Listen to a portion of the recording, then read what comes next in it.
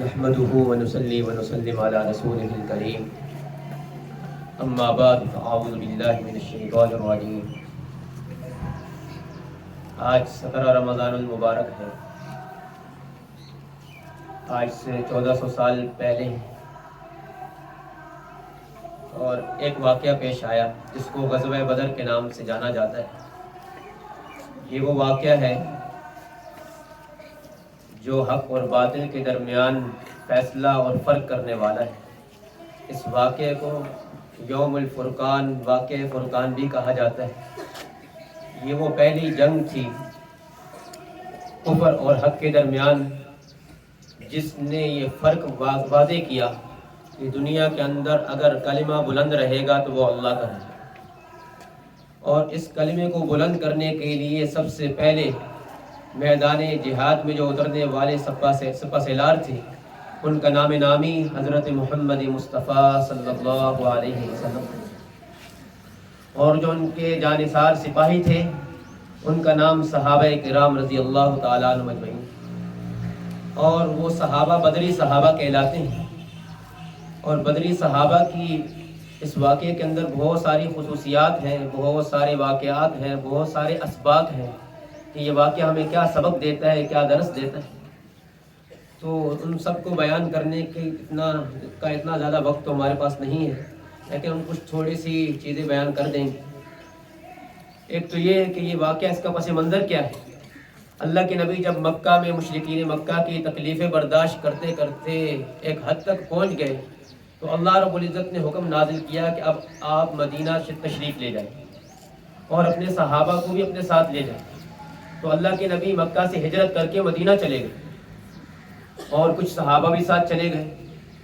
جب مدینہ پہنچے تو مدینہ کے 2 سال بعد 2 ہجری 17 رمضان المبارک کو ابو سفیان شام سے سامان کا ایک قافلہ لے کر مکہ کی طرف آ رہا تھا، تجارت کا قافلہ تھا، اور اس میں کافی تعداد تھی۔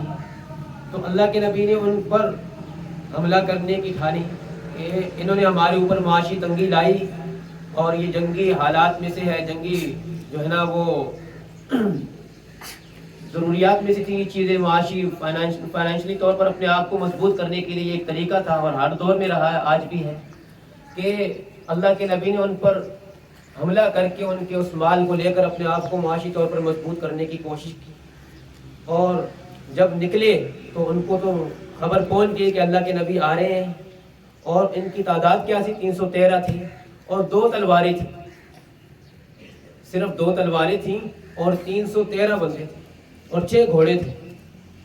اور یہ نکلے، اللہ کی مدد کو ساتھ لے کر نکلے، اور جب باقی کی تفصیل ہے اس سب کو بیان نہیں کرتے، تو جس کے ساتھ لڑائی کرنی تھی، جس قافلے کے ساتھ، وہ قافلہ تو بچ کر نکل گیا۔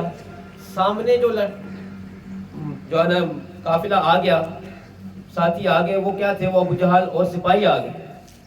اب لڑائی ہونا شروع ہوئی بدر کے مقام پر۔ تو اللہ رب العزت قرآن مجید میں فرماتے ہیں کہ ہم نے مسلمانوں کو کافروں کی نگاہ میں بہت زیادہ کر دیا، اور مسلمانوں کو کافروں کی نگاہ میں زیادہ کر دیا۔ اب یہ 313 تھے، اور ادھر سے کافر 1000 تھے۔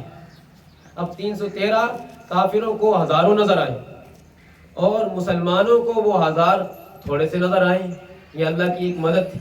پھر اللہ رب العزت نے اس میدان میں فرشتے نازل کی جو انسانوں کی شکل میں کافروں کے ساتھ لڑتے ہوئے نظر آئے، اور پھر اس معرکے کے اندر صرف 14 کے قریب صحابہ شہید ہوئے، اور 70 کافر مارے گئے۔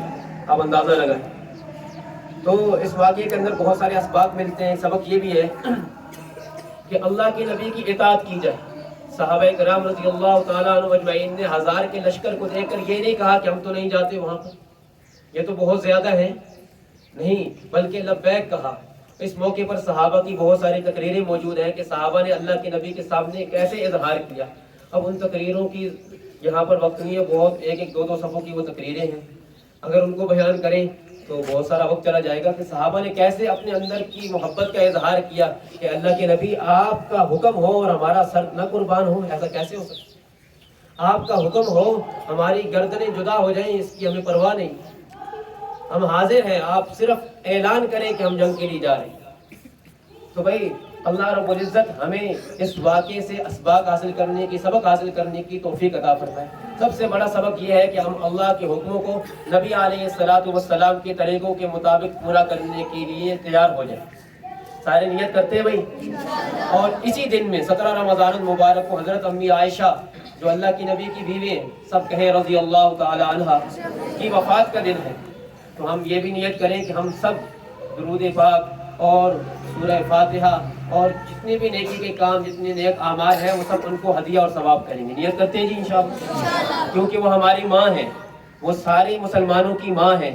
تو جو ماں ہوتی ہے اس ماں کا حق بھی بہت ہوتا ہے۔ تو اللہ رب العزت کی نبی کی بیوی بھی ہیں، تو اس کے لیے جتنے بھی نیک اعمال کیے ہیں، جتنی بھی دعائیں کی ہیں، جتنے بھی قرآن مجید کی تلاوت کی ہے، سب کا ثواب ان تک پہنچانے کے لیے دل میں نیت کر لیں۔ نیت کرتے ہیں جی؟ اللہ رب العزت یہ ثواب ان تک پہنچا دیں گے، اور اللہ رب العزت ہمیں ان کے نقش قدم پر چلنے کی توفیق عطا فرمائے۔